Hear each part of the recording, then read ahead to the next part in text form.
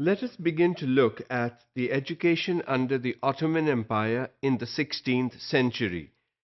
The reason we are doing the 16th century first is later we will also look at the changes that were brought about under the Ottoman Empire in education in the 18th century. So right now the focus is 16th century Ottoman Empire, Turkey. The Ottoman schools at that time were divided into two types, the maktabs and the madrasas. The madrasas provided preliminary religious education and some secular education, while the maktabs were set up to train people to work in the palace, the government, and with the military. So the purposes of the two schools were starkly different, yet both survived during the 16th century. The maktabs were everywhere.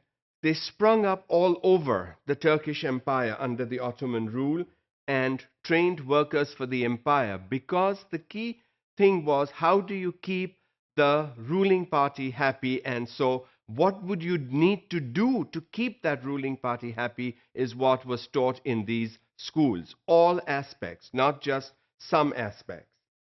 These schools, however, were funded by foundations. They were not dependent on the government. The administration was not central, which simply means that different maktab schools could function independently.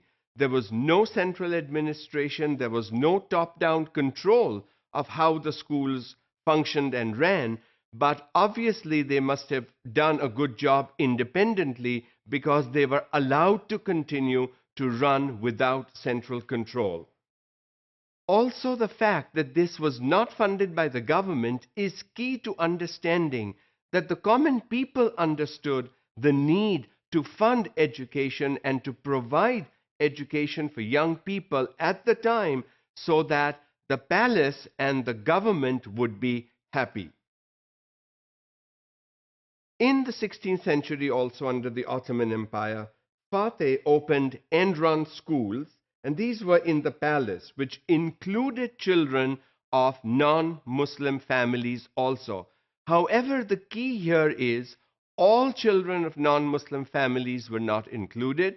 Talented children, children that showed potential, showed capability, showed promise, were the ones that were allowed to get an education alongside Muslim children in these palace schools, which again goes to show the open-mindedness of the Ottoman rulers and the Ottoman people in charge of education, who made this possible because they believed that for a successful empire and for the functioning of a successful empire, it was not just important to educate the majority, but it was also important to educate the minority. After all, they also had a role to play in the survival of the Ottoman Empire.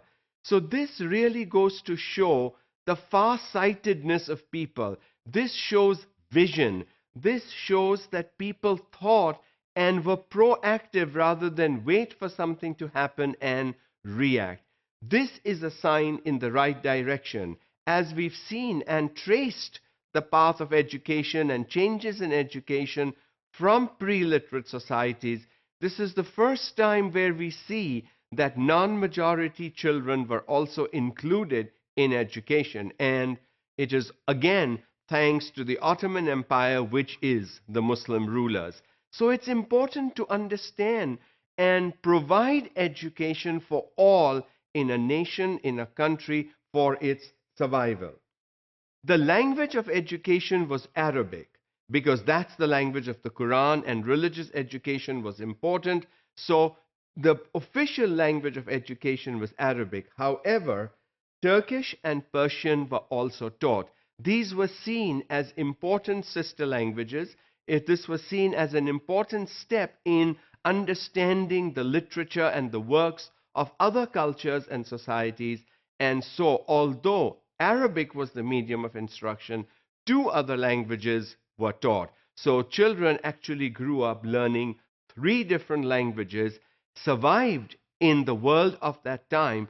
And for us today, it is important to see the need for young people to learn more than just their mother tongue.